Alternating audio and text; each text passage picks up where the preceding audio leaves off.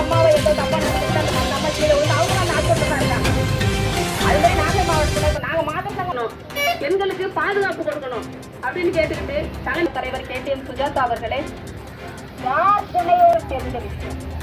நாளுக்கு நாள் கஞ்சா பெருகுவதையும் நாளுக்கு நாள் நாங்கள் பெற்ற செல்லங்கள் அதன் உள்ளே போய் விழுவதும் எனது சார்பிலும் நன்றியை உறுத்தாக்கிக் கொள்கிறேன். தலைவரும் மாவட்ட குழு உறுப்பினரும் சிக்கல் ஊராட்சியினுடைய ஊராட்சி மன்ற தலைவருமான விமலா அவர்களே, மாவட்டத்தினுடைய மாவட்ட குழு சகோதரிகள், இடையிடையே அதிகம் பேர்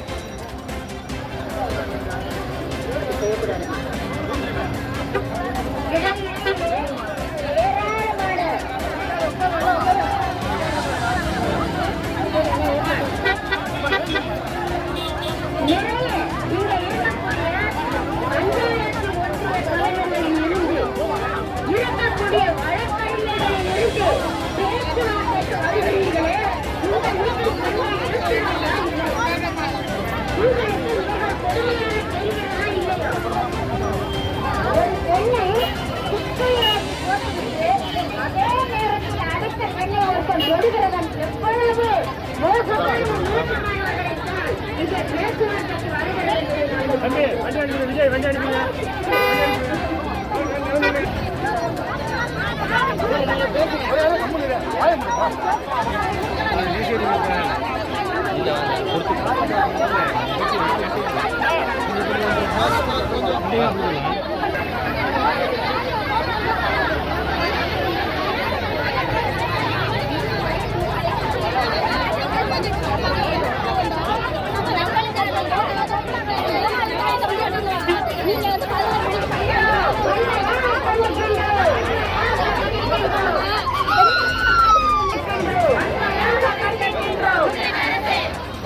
மதுவிலக்கை அமல்படுத்து, பாதுகாப்பு கொடு.